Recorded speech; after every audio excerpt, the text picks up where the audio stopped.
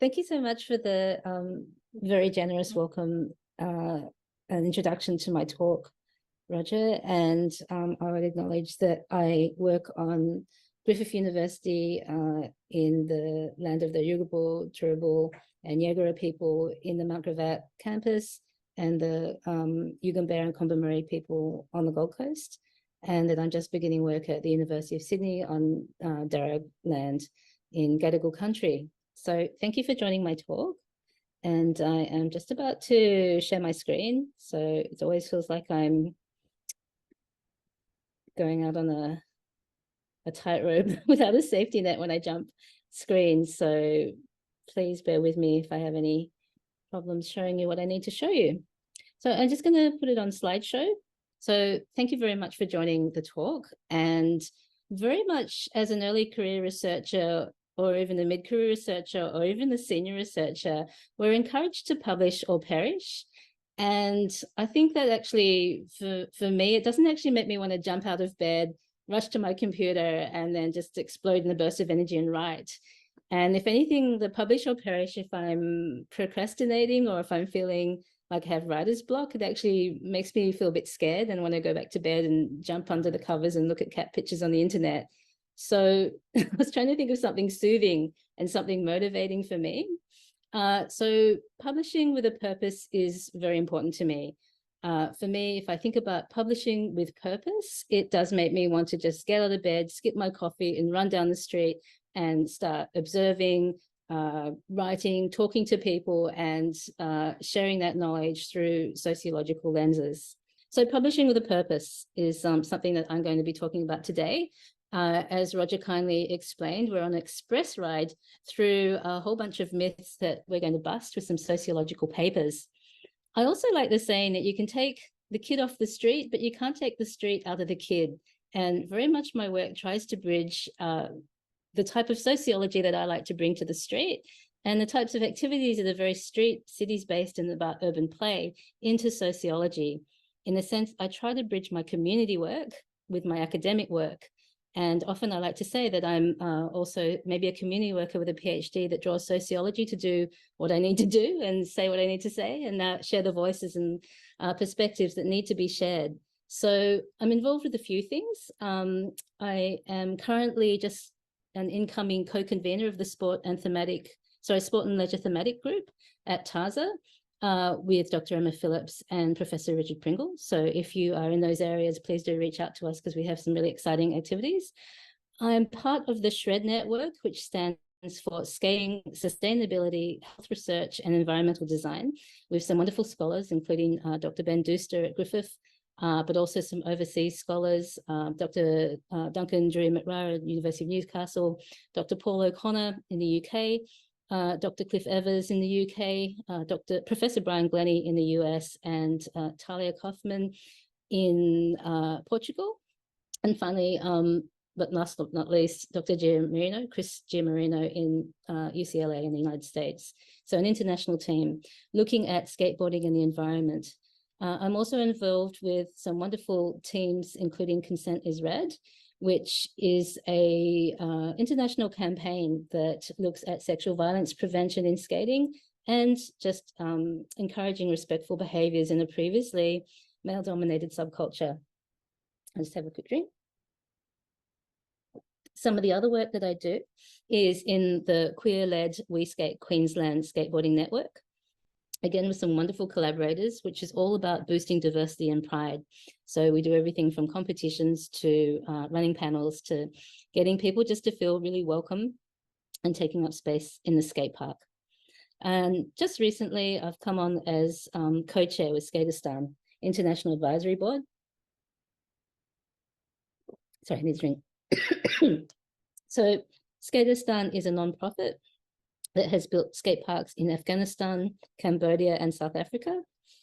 And they are continuing their work doing partnerships across the global south in places like Morocco, Brazil, Jordan, Iraq, and Iran in partnerships with skate scenes there. So building skate parks and sharing education tools and resources. And lastly, I will be talking a bit later about the current project I'm working on called Skate, Create, Educate, and Regenerate, which I'm doing with the Sydney Social Sciences and Humanities Advanced Research Centre. Okay, so I did a book very recently called Skateboarding, Power and Change, with a journalist, the journalist Anthony Pappalardo and an artist, Adam Abada. So again, I'm very much about bridging the academic world with other worlds, such as journalism and art. We're very, very lucky that our book has been embraced by local skate shops. So in the first picture there, that's me at Kapalapa, if anybody knows Brisbane. And it's really lovely to see skateboarders actually holding a sociological book. And Paul Grave Macmillan, our publishers, were very generous in helping us go straight to paperback. So it was very important for us not to be going out and doing this research and then having an overpriced book that people couldn't access. Building on that, the book is also available at the State Library at Queensland. And the second photo in the picture is from a book launch event from Griffith Centre for Social and Cultural Research at Griffith University, which again, we're really glad that people can loan out the book and have access to it that way. And then lastly, my book is available for your cat. If you have a cat, they can order it too. But it's very, very sweet that skateboarders from around the world have been taking photos with our book. We're a very visual community. And because people know I like looking at cats on the internet, they started taking pictures of my book with their cat. So if anybody wants to follow up that, please do, because I have plenty of interesting pictures. And then lastly, something in the skateboarding community as well that happens is that people like to be photographed skating. So I've had some wonderful skaters, women, non-binary, men, all types of people being filmed skating with my book and making cute, fun film clips with it, which again is really lovely to see a sociological text essentially on the streets and various people having access to it, giving feedback and so on. So there are 42 change makers in that book. And if you go to the book's website, it has links to all their programs and the types of work that they do, from promoting and advancing native skateboarding to promoting and being, the sort of first Black queer run women's skateboarding network, to building skate parks, running fellowships and scholarships for skate scholars. Lots of really interesting work. I'm going to jump back to my screen now here. Now, today is a run through 10 myths in skateboarding, or 10 stereotypes that we want to bust. And originally I had a soundtrack that had the theme song to Mythbusters, if anyone remembers that show. And my sound's not working, so just have that sort of, jingle through your head if you can. So skate myth busting number 1 is terra nullius. So as we know, skateboarding is typically seen as an American pastime, and that California is the birthplace of skateboarding, which is debated. People are saying that skateboarding also originated in places like Japan. However, if we take up that skateboarding does very much occur in places like the United States and the continent of Australia as well, we do need to recognize and understand and also explore the relationship between those countries and colonization. And very much so that countries and continents like Australia are built on the concept of terra nullius, which has been broken down as myth, of course. But in the skate industry and skate media, there is very much an erasure, or if not overlooking, of Indigenous skateboarders and their presence and their contributions to the sport. So I just wanted to highlight the work of Nick Hayes, who is from the Ginger Porter community out at Santa Teresa. It's about 2 hours drive from Uluru. And he does amazing work with the First Nations run skate tours, the Indigenous run skate brand Spin Effect Skateboarders, and he's also part of Songline skateboarding team, which has skateboarders like Danny Campbell, who is an Indigenous skater, who is also an Olympic hopeful and an Olympic athlete. I've also been able to do some media work, along with looking at the usual things that we're expected to publish, like peer reviews and books, exploring some of the different skate scenes around Australia. And we were very, very lucky to have Nick Hayes share some of his insights in terms of bringing sociological sort of underpinnings to what we're looking at, and particularly around skateboarding and Indigenous skateboarding. I've found the work of Chelsea Bond, David Singh, Ali Morton Robinson, and Sandy O'Sullivan very, very helpful, and particularly in looking at terms of sovereignty and land. In the book that I wrote with Anthony Pappalardo, we got to interview as well Douglas Miles Sr., who is the founder of Apache Skateboards. Here we can see an artwork of his, and he has shared this a very long time ago, but it's also been recently in art shows as well. His skateboard, "You Are Skating on Native Land." We interviewed him for the sociological book, and this is a quote from that where he states, "You think like, oh, well, I just skate wherever I want because it's a free country, but you're not thinking beyond the present. You need to think about the communities you're going into.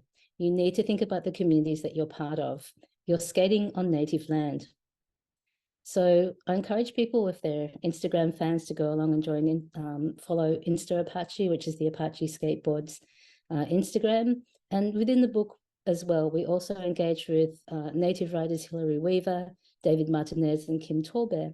And I'd also encourage people to look at native scholars who are also skateboarders like Marie Small-Crandall, looking at their work. And we very much use frameworks around joy, and joy as a form of resistance. And we also, again, kept to the Chelsea Awadigo's framework as well around sovereignty. So mythbuster number 2, skaters as bad boys, real versus Hollywood stereotypes, and skating is not a crime. So this is really jumping back to the origins of skateboarding in the 1980s, where Hollywood would, I guess, represent a type of skateboarding that actually became quite dominant in the whole culture itself. This idea of skaters as, rebels and bad boys wasn't untrue, but it also wasn't the only type of skaters that existed. Here we have a picture of Tony Alva's team with people like Christian Hosoi in their leather jackets with their long hair, and they were very much known as, partying and drinking a lot. And it became sort of an image that was also brought into Hollywood representations.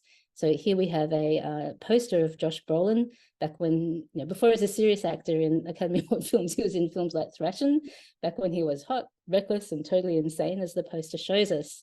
So it's a very hyper form and a hegemonic form of masculinity that was portrayed. However, busting this myth, I did some work with Dr. Ben Green and Associate Professor now, Adele Pavlidis, looking at a documentary called The Bones Brigade, which is also from that era. And interestingly, they looked at the two types of masculinities that were pitted against each other. But from study, we actually explored it through the lens of masculinities and identified, of course, that there are multiple masculinities in skateboarding and that they're not mutually exclusive. In one of the scenes in the film, one of the bad boys in his leather jacket said, we didn't like this Bones Brigade, who we see in the picture here in their different colored shirts. They essentially look like a skateboarding version of the Wiggles, as I like to say. However, back when they were bad boys in skateboarding, they called the Bones Brigade the Boy Scout. And we went about unpacking what was going on there. And through the frameworks of Connell's masculinities in that hierarchical order, but also some of the more recent theories of masculinities, alternative masculinities included, we were able to look at the different types of masculinities operating at that time. And also, sorry, I've got to see my screen there. Within that as well, it was just interesting finding that the different things that people valued in terms of emotions, strength. So hypermasculinity was looked up to, emotions were looked down to. So it's sort of very important even today to look at the different types of masculinities and limitations it puts on people that skate. Okay. And move on to the next slide. So myth busting number 3, girls can't skate. And often I say that I'm probably talking to preaching to a converted audience on this one. So it's not that I have to convince you that girls can skate, but we need to sort of, I guess, do a bit of time travel back to some of the problems we still see in skateboarding today. So one of the slides here, one of the photos, I'm sorry, we have skateboarding is not for girls at all. A quote by Nia Houston, who's currently an Olympian and one of the biggest names in skateboarding, and has been for some time. In 2013, in Thrasher magazine, which is essentially the Bible for skateboarding, he's quoted as saying, "I personally believe that skateboarding is not for girls at all, not one bit." However, if we jump into 2023, 10 years later, and just last year, we have young girls like Arissa True, who becomes the first female to land the 720 skateboard trick in a competition with Tony Hawk watching. Tony Hawk being one of the most famous skateboarders in the world and one of the most advanced, who also invented that trick. So, oops, sorry, I'll jump back one. So girls are dominating the podium. Girls obviously can skate, and all genders are challenging stereotypes as queer skate teams and skate companies like Their Skateboards and Unity and more are showing. I was very fortunate again when we're talking about publishing with a purpose rather than publishing or perish. And this sort of quality over quantity in our lives that might motivate us to certainly publish more. But I really feel like publishing with purpose is much more motivating for myself. I was very fortunate to write in the media about some recent competitions, the X Games and Street League, which for skateboarding is like their Super Bowl, or, you know, like the State of Origin. It's the big mega events of this sport. And Australian Chloe Covell in the first part of the year was, you know, maybe a hopeful to win gold. But by October, she was already dominating all the big competitions, and she will be going to the Olympics. And it's very interesting that sports media have taken and embraced skateboarding through this lens of mega sports and medals. So in October, ABC Sport were very wonderful with their partnership with Siren Sport to publish an article about skateboarding and the difference between what I say is traditional and non-traditional skateboarding, where there's a different approach around competition, mental health, and so on. So what's happening with skateboarding? We need a reframing and claiming of non-traditional skaters. So in the past, as Gregory Schneider, or Professor Gregory Schneider, a sociologist, has alerted us to, skateboarding has typically been bound by various social rules, basically the cool guys, a form of subcultural capital, which is based on certain things like hypermasculinity, knowing the right, you know, music and scenes and so on. And then on the periphery of this, we have non-traditional skaters. This doesn't mean that they aren't traditionally part of skateboarding. Women, non-binary, queer skaters, for instance, and Black skaters and Native skaters and Asian skaters have always been there, but they haven't traditionally been included in the mainstream or seen as core skaters and having the same sort of social cultural capital. So now we have really interesting work by people like Danny Abuara, Belinda Wheaton, Holly Thorpe, Asa Backstrom, and so on. And we have this wonderful quote by Carla Delardi about non-traditional skaters being a term that is reframing and a reclaiming of power. And rather than a distinction imposed by the dominant culture and thus symbolic form of othering, the moniker can be understood as a claim to autonomy and self-defined cultural identity. So we've got some really, really interesting work that's from Carla's master's thesis on sort of reframing how skateboarding is understood, who skates, how and why, and that sort of subcultural capital and cultural order that has been dominating for some time. So myth busting number 4, skateboarding is only a youth culture. So that's fair enough. Here's some movies about the 90s. One was made in the 90s where skateboarding is a very youthful youth culture, I guess. And, you know, the film portrayals in particular of like young teenage boys, maybe 25 as the oldest skaters around. And some of those films are obviously very interesting to look back in time and sort of analyze in terms of how the, I guess, the hegemonic masculinity was also allowed to be the most dominant in that culture. And we look at that soon. But one of the things that we were noticing as skateboarders is that skaters are aging. I came to skateboarding quite late, but a lot of people have been in skateboarding for some time, and now their fathers, their parents, and so on, they're getting older. So we couldn't really, or we can't realistically call skateboarding a youth culture when it's multi-generational. And one of the studies we did is look at this skateboarding video by a skate company called Tired, meaning that everybody's tired. And again, it was mostly men. I think it was actually all men for the first video. They've had about 9 videos come out now in Tide skateboards. And what was interesting is this sort of, I guess, transitional period, and it's very much shown in this photo here, of skateboarding being dominated by young people. We have this young skater here who's shirtless, and what he's doing is giving a fist bump or a high five to an older skater who's modified his clothes. His tricks in the video aren't as good as they probably once were, and he's not as, you know, he's modifying the tricks that he once would have done as the younger man that he's fist bumping. So we also look through, well, I look through like, I think thousands of YouTube comments, and nobody really can do that without needing to wash out their eyes when you look at the comments. But remarkably, most of them were young skaters congratulating the older skaters on the video and embracing them rather than making fun of them. So the question was, you know, why is this really subcultural and often very gatekeepy community being so welcoming of these older skaters that aren't skating as well as they used to, and their tricks might be, you know, not as spectacular as they once were. And it was very helpful looking at the work by Sarah Thornton on subcultural capital again, that we also found in work by Professor Andy Bennett and others looking at music and goth culture and hip hop, in that, you know, the subcultural capital can be long lasting. So if you have that sort of insider knowledge, it does help you age with it. However, it also needs a gender lens, of course, as well. And it's been a very masculine culture. speaking of masculine cultures and aging, the most recent study that came out again with Professor Andy Bennett, this time with Holly Thorpe joining us and Ben Green again, was looking at Jackass Forever. So I have studied masculinity through most of my studies of skating. I'm very interested in power and hierarchies and so on. And it was a very interesting study again about how people age in alternative cultures, Jackass being a more extreme version. So in the past here, we have a photo of somebody riding a motorcycle over a ramp made out of people. And we might have expected to see teenagers out in the front lawn doing that, but not men in their 40s who are gray, who are like, definitely at a different time of their lives. So it was really interesting thinking this has a mass appeal. It's a multi-million-dollar sort of, enterprise, the Jackass franchise, and looking at what sort of masculinities exist. Does aging lessen some of those hegemonic masculinities? Does this form of extreme play, is it subversive to gender hierarchies, and does it change skateboarding in some way? Or is it sort of repeating and reproducing some of the, problematic power dynamics? And, in the most part, I guess one of the takeaways is that skating can be very subversive and transgressive, but it's not always progressive. So in some ways, Jackass is very accepting and very sort of progressive. On the other hand, it can also still have major barriers. So these men can still joke around and have fun, but when they show emotions like being scared, that is a problem. So again, emotions and masculinity in skating is something that we would love to do more work on.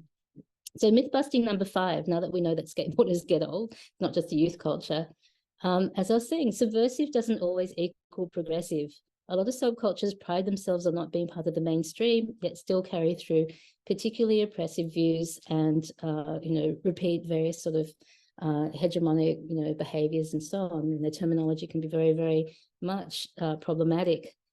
Here we have a movie that's now 25 years old. We did an analysis of this, Kids by Larry Clark and Harmony Korine. And it is a fictional film about skateboarding. Everything's very exaggerated, but at the same time, the film has got cult status amongst skateboarders. And it's just a really good way to have a look at some of the more, I guess, problematic behaviors in skateboarding that people don't normally want to talk about in their own scenes. It's very much like going into a lot of closed cultures and masculine cultures, asking people to talk about consent. It's not always easy. So film, operated as a really interesting way for people to express views about their own culture by relating it through the film. And one of the interesting things we found, of course, is that, rape culture has been very much unchallenged and neglected in skateboarding. And here we have a quote that is from journalist Andrew Morrill.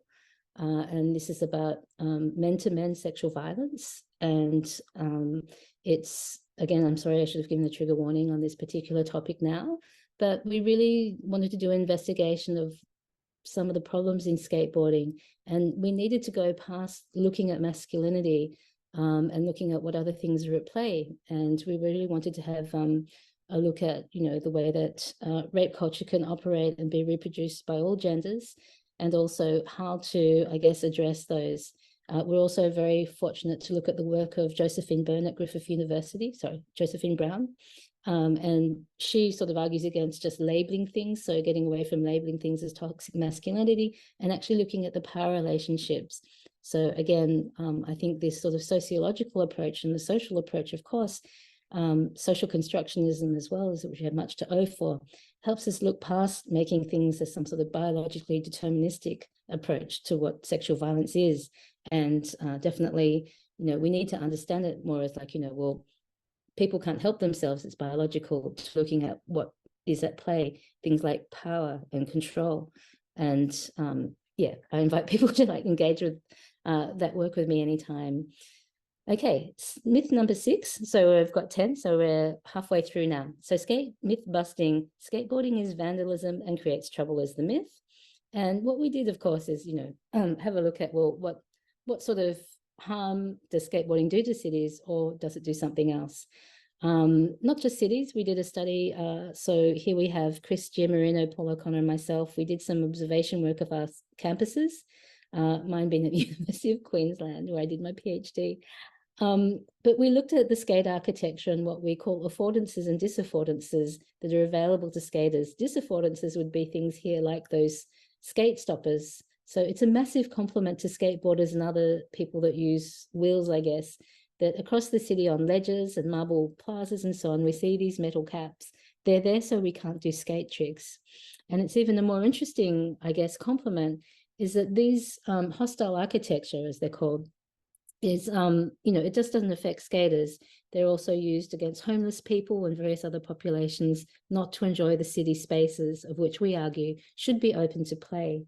And some of the, I guess, architectural advances that are still anti-skating are now looking at other ways that they can have disaffordances to skating that affects the architecture. So, we generally argue that, of course, you can't just skateboard anywhere, but that skateboarding brings a certain type of vibrancy to cities. It bridges communities and so on. So here's an example of also the community's perceptions of skateboarding and breaking another myth. So previously people thought my local skate park at the time at Paddington in Brisbane was only used by young men, and certainly there are definitely young teenagers and young men there. But in a survey that we did with, that we, I guess, analysed by a skate activism group, Brisbane Skateboarding, with Scott Shearer, we found that there was actually a lot of appreciation for skate parks and skaters and to improve them. It's not that people feared them, it's that they're actually upset with how neglected they were and that the council could do much better. So in a sense, it's inviting cities to work with skateboarders and other youth cultures. And there was various skate activism that went on. There was a petition, there was a film in the skate park. At the bottom shows the end result of that, where council invested money. So skateboarding is more than just looking after a small section of the population. There are other people that use skate parks, such as, roller skaters, cyclists. There are a lot of youth that go to skate parks as a sort of almost surrogate second home. People use those areas for exercise. There are people's partners, friends, and also a lot of, parents use skate parks, and they can be multi-use spaces. And as work progresses, we're looking at the United Nations 2030 Agenda for Sustainable Development Goal, which encourages cities to provide equitable access to safe, inclusive, and green public spaces for underserved populations like women, children, older persons, and persons with disabilities. And for some of the work that I've been doing, building on work by, I guess, skate academic titans such as Ian Borden and Ocean Howe and others listed here, is to argue that skateboarding and creative sports such as parkour and roller skating can be part of that.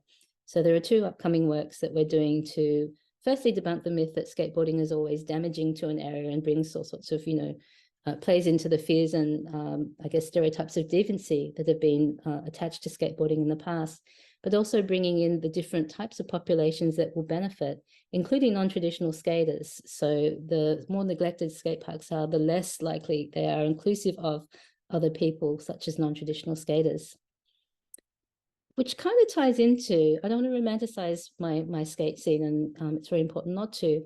Skate myth busting number 7. So are skateboarders outsiders, or as Ocean Howe, who is a skateboarder and a professor of architecture, writes, the shock troops of gentrification?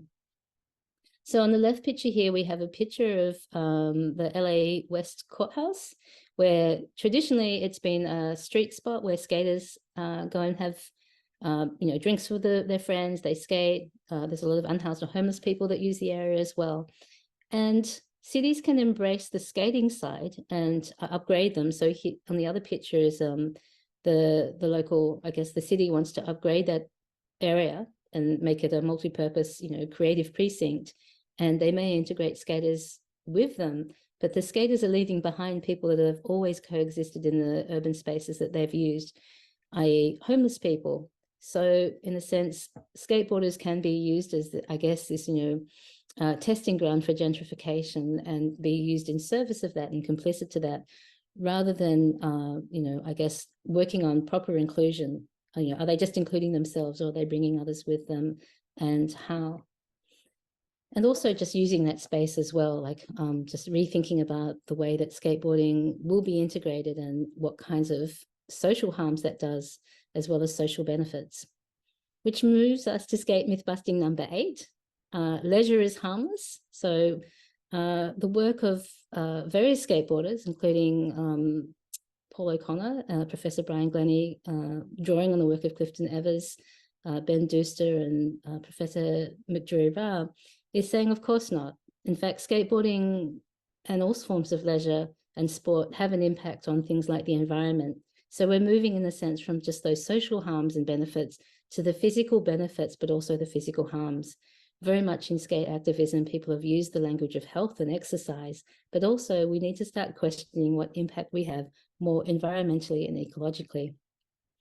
So in a paper led by Professor Paul O'Connor, which is Skateboarding in the Anthropocene, Grey Spaces and Polluted Leisure, it very much looks at this idea of a chromatic turn in the way that skate sports and other sports can analyze what we're doing. The chromatic turn includes things like blue spaces. So if you think of surfing as a sport that could be harmful to the environment, and then move that towards things like wave pools where there's actually manufactured surfing, this has an impact on the environment. Green spaces may include things like golf courses, tennis courts, soccer fields, and so on. These are places that we see normally through the framework of health and sport, but we need to start looking at their environmental impact as well. On the fringes of that, grey spaces now brings into light questions around things like skate parks, but it can also include BMX tracks, bitumen that's used for, basketball courts. So grey spaces is being brought into these conversations and looked at. It's a very sort of new concept that's driven by Professor Paul O'Connor, and it lends itself to a range of, applications, whether it be methodological, theoretical and symbolic. And I encourage people to go to our Shred, which I'll show you soon, network, to look at a recent seminar by Paul O'Connor about grey spaces as a concept and how it is beginning to take shape. For people in this area as well, we're having a call for papers for a special issue of Leisure Studies Journal called The Leisure of Grey Spaces, Urban Play and the Chromatic Turn, which is co-edited by Dr. Paul O'Connor, myself, Dr. Sandra Holzgens, and Dr. Ben Dooster. So this is a conversation that is very fresh, very new, and very welcome to be had. Nobody sort of owns the one way that we can look at grey spaces, but we certainly need to start paying attention now with its impact on the environment. Now, skate myth busting number 9, and remember we have 10, so we're almost at the end of our myth busting. So here we have only the West, and in commas, coast hemisphere is best. So the West Coast is traditionally Californian, be the heartland of skateboarding, and that's beginning to be unpacked, and particularly by skaters in the global South, and Indigenous and First Nations skaters as well. But also we need to start asking questions around positionality and this idea of intersectionality, which is applied to many different fields and parts of social lives and subcultures, is also very much a part of something that can be used in skateboarding. The positionality at the moment that has, been occupying my mind is this balance between the cosmopolitan dispositions of being citizens of the world with the local and specific contexts, expertise and lived experiences and identities, and of course, various axes of oppression that we need to think about. And if we draw on the work of Kimberly Crenshaw as well, we can begin to really focus on different ways that skateboarding is hierarchical and exists in the social world, and that there are various aspects that need to be critiqued rather than just romanticizing and seeing leisure as, politics free and neutral. Keeping a safe space as well for voices from the margins is very important. And I just wanted to point to the work of Talia Kaufman, who wrote this wonderful article called Greening the Cube, which is in Skatism magazine, focusing on the greening of a not so green industry, as she puts it, but also really highlighting the voices of women and non-binary skaters. And this is some work that I've done for Yeah Girl magazine, which is edited by Sarah Houston, which is called Skate and Regenerate. So as skateboarders, we have embraced the idea of skating and destroying and skating and creating, but increasingly we need to think about skating and regenerating in terms of the environment and issues of sustainability. And where this article makes a departure from current trends in the literature is that it highlights again the voices of women and non-binary and queer skaters, and also skaters who are Indigenous and from the global South, women of color, and so on. So here's some examples from the article that I did for Yeah Girl. And again, we're trying to sort of look at pollution as colonialism as well. Cecilia Cecilia Todicini is from the Dina Navajo Nation, and she draws attention to that people are still living on lands that are exposed to uranium, and that she feels that the Navajo Nation is overlooked. And she takes these approaches of care, like even when you don't know it, that skateboarding can bring out the best in you, whether it's fixing the spot or picking up trash, and these sort of, macro and micro ways that you can care for the environment. And she writes, we all do our own part in our own way.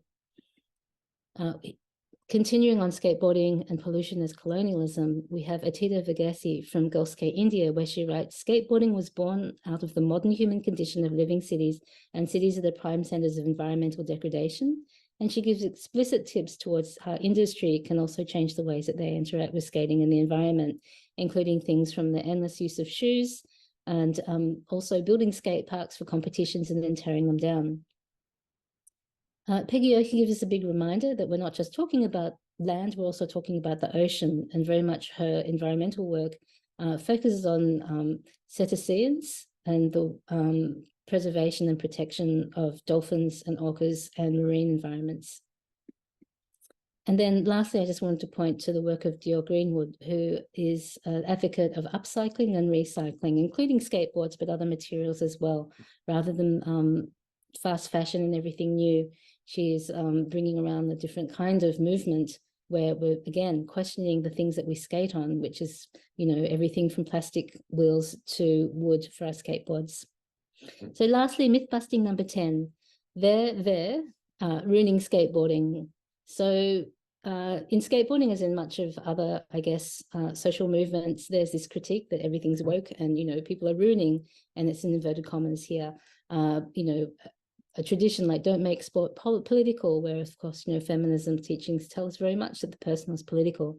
So the Their Skateboards is a play on that, and they brought out a video called They're Ruining Skateboarding, which of course was a celebration of queer skateboarding with key team who are trans and non-binary and LGBTIQA plus skaters, sort of, I guess, redefining and representing skateboarding from their own culture in their own way, rather than playing into and reproducing that dominant culture that Professor Snyder told us about. There's also turning points for allies in skateboarding. So Jeff Grosso is the late Jeff Grosso was very much a problematic, but very much loved figure in skateboarding, who here talks about, becoming an ally. And he wrote, I was taught at a young age to speak this way, and I've been part of the problem, but I'm trying to change. And he did a documentary, which was part of his love letters. And this one was called Love Letters to LGBTQ plus skaters. And very much, a turning point, part of an ethical turn in skateboarding that was very much well needed. But at the same time, queer skateboarding has always existed, and skateboarding and queer theory is very helpful for us all. So to begin to approach skateboarding in a way that it always should have been, and that's really broadening out and not relying on these sort of, heteronormative frameworks of which it had been dominated by. Theoretically, the work of Judith Butler, Jack Halberstam on queer temporality and queer failure, plus the work of more broadly in sports, Ryan Storr, and on gender and the colonial project by Professor Sandy O'Sullivan have all been very helpful in unpacking and elevating different perspectives on skateboarding that haven't always been centered. So queerness as normative is something that has been written about very rarely in skateboarding, but it's very much important by people like Bethany Geckel and Sally Shaw. And here we have some quotes about the queer skater is not the qualification against the normal skater, inverted quotation marks, but a way of merging queer identities with skateboarding identities. And part of this quote as well includes that it not only disrupts skateboarding's heteronormative status quo, but is redefining it from the grassroots to professional levels. And an example of this in community, for instance, is the use of and respect of pronouns in the Olympics, for example. We have another quote here by Sarah Jaff, where queer lives are notable for their lack of chrononormativity starting in childhood. Queerness redefines adulthood, aging out, and activities and attitudes and cultural practices and milestones, which skateboarding is very much a really good case study and way to understand expressions of queer temporality. So that's by Sarah Jaffe, but also look at the work of Jodie Taylor's on music scenes, and forgive the typo there, where she looks at things like skateboarders that, enjoy not skateboarders, individuals that are part of the rave scenes and so on, and this sort of idea that they're youth cultures, again, extending that. So challenges in skateboarding, as a quick summary, include colonialism, racism, sexism, homophobia and transphobia, ableism, environmental and other issues, and equity in industry, media and competitions. This is some of the, I guess, key findings over the work that we've just looked at. Some of the values and outlooks that challenge problematic behaviors and frameworks and attitudes in skateboarding, and structural issues as well, include sovereignty, a politics of recognition, DIY culture, this idea of radical empathy, which I write more about with Anthony in our book Skateboarding, Power and Change, and queer relationality, of which the work by Geckel and Shaw is an example, and increasingly more of my work, in particular of Professor Sandy O'Sullivan, will be exploring. So in terms of community impact, like when we write with a purpose, so skateboarding can do a lot for academia, but what can academia do or give back to skateboarding is a question that I was asked by Dr. Deni Abu-Ara in a podcast that I did. And she herself asks as well. She's the author of Skateboarding and Femininity. She's a British Palestinian scholar, and she is the ambassador for Skateboard Program for Palestinian skaters in the West Bank. So I encourage you all to explore her work, including this one, Skatepark Allyship, which is a audio artwork which skateboarders can put on some headphones and basically listen to various exercises to navigate the skate park and how they're feeling, and that idea of taking up space.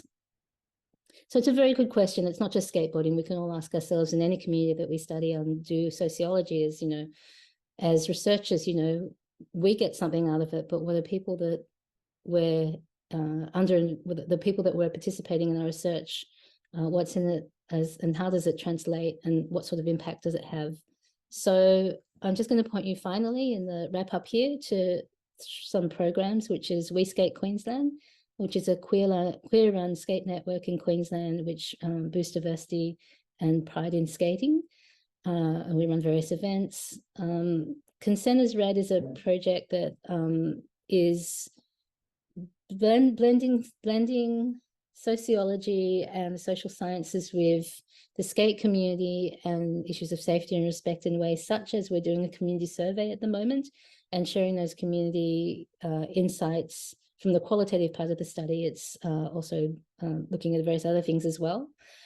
So while people might advocate for safety in skateboarding, a lot of people say, you're making it up, or the typical things that you'll find in sexual violence protection work.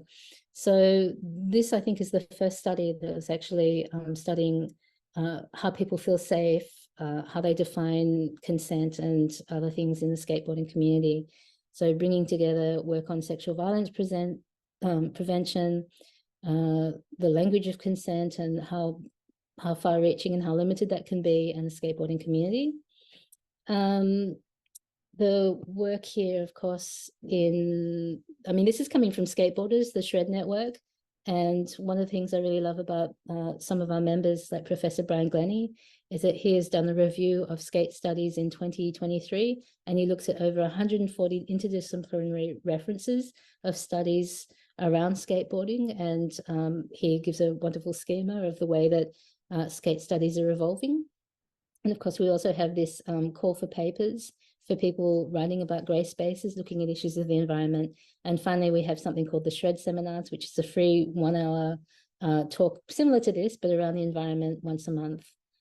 And then lastly, I just want to draw everyone's attention to a new skate project that I'm doing called Skate, Create, Educate and Regenerate at the University of Sydney's Shark Centre, and in collaboration with Art Play Risk.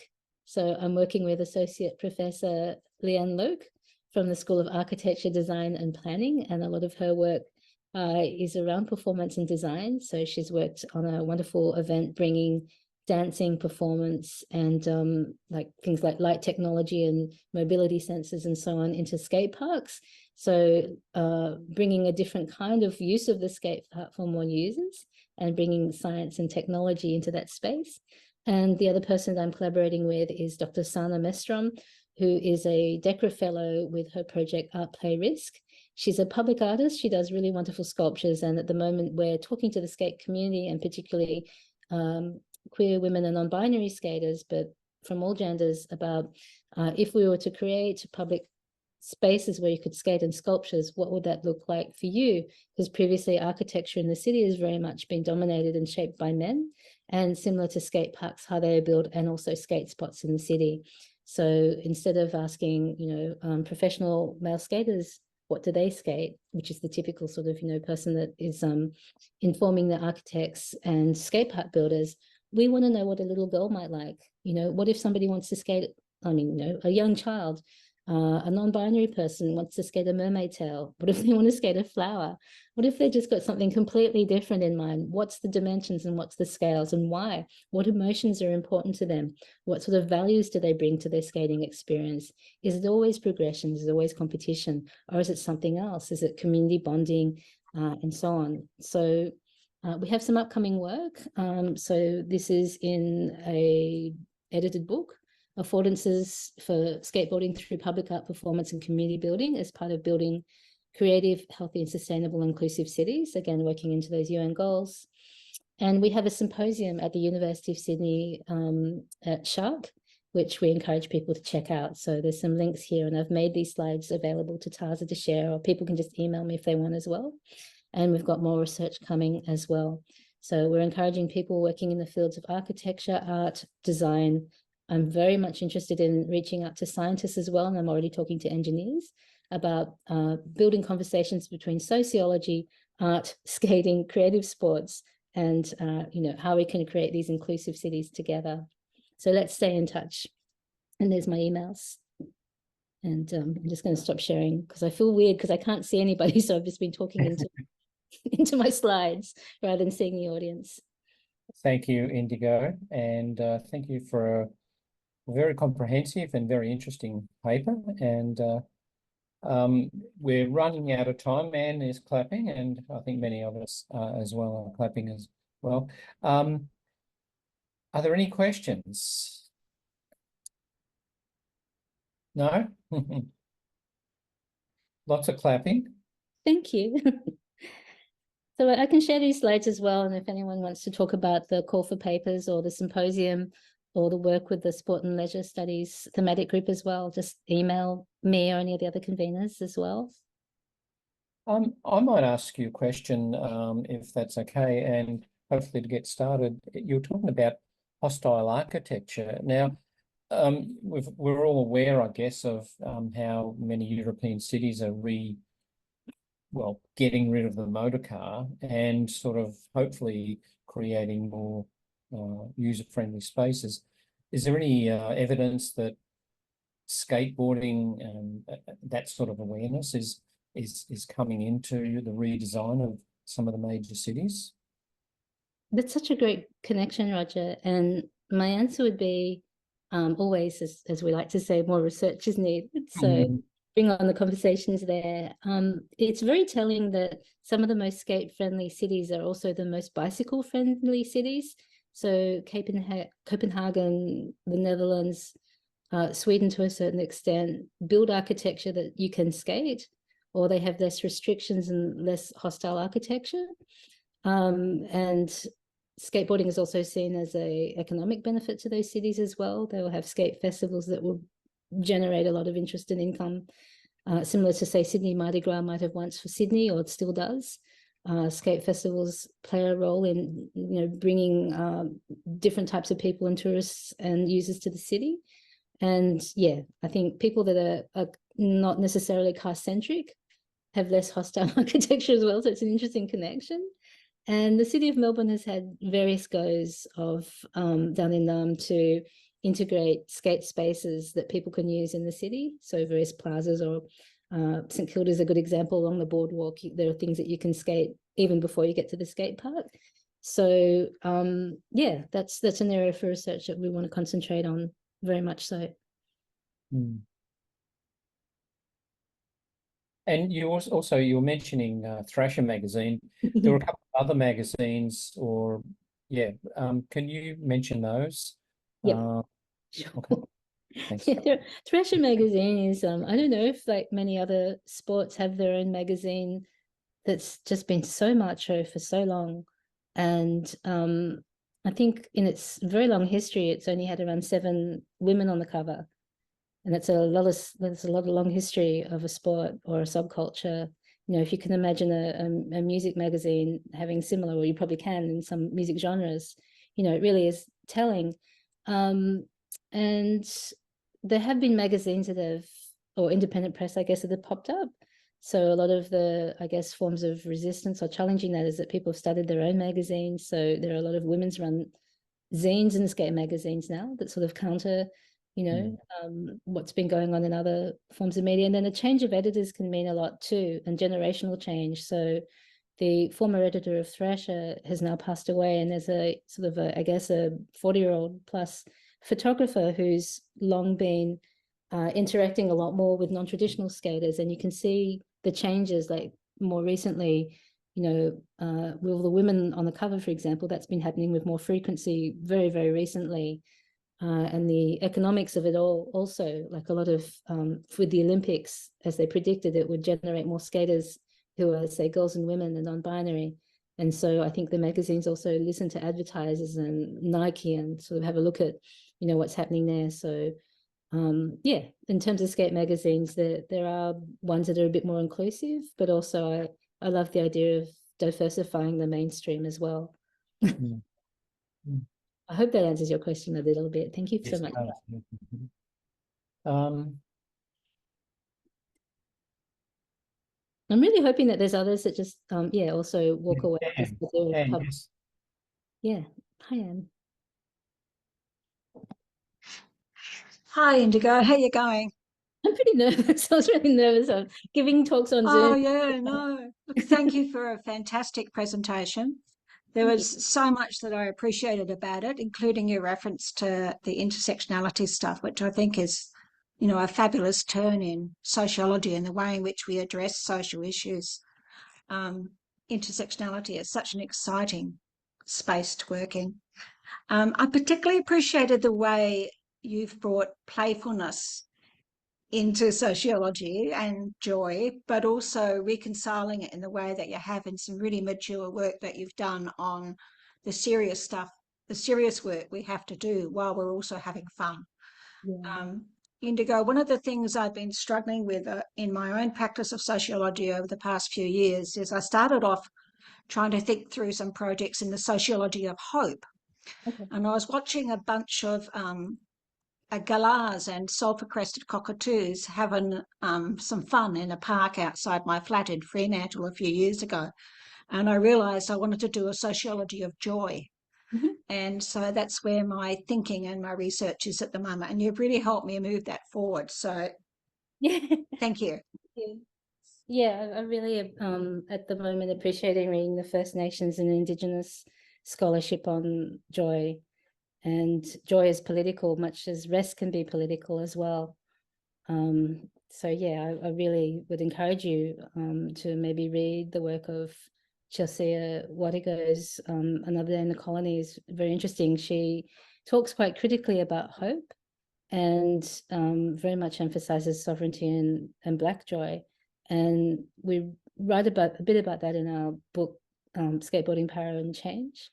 And yeah, I think it's also a term like that I think we forget in sociology. So the sociology of joy and play and fun, when we're doing the literature review for the most recent one on Jackass, like, you know, we really had to sort of, you know, think about how we're going to frame this. And of course we used work by Batkin on, I think, you know, the carnivalesque and this idea of what subversiveness it gives us and what sort of affordances for resistance and critique that fun and play can be as well, which, you know, you think as fun as non-political, but of course there's a lot of work in sport around humor as well, like the power of humor in sport by feminist scholars, which is really interesting. That might be useful to you as well. So yeah, thank you for those comments. And I struggled too, just, you know, looking at different intersectionalities and trying to give communities and work that we do the type of critical reflections that are needed and desperately needed, urgently needed. So yeah. Thank you, Indigo. Thank you. Okay, just one last thing. I don't think anyone else has a question or comment, but the concept of publishing with a purpose, Indigo, is that yours, or is it something that you've kind of taken and developed? Because it That's seems me. lovely. Beg your pardon? That's me. So yeah, publishing with purpose, because we just hear it all the time. Like I've been to so many you know, I guess workshops for early career researchers in particular, but even, you know, mid-career researchers that publish or perish. And we know we live in a very sort of era of metrics, and, you know, it's sort of something that we grow up with, that people tell you quality, not quantity, is important too.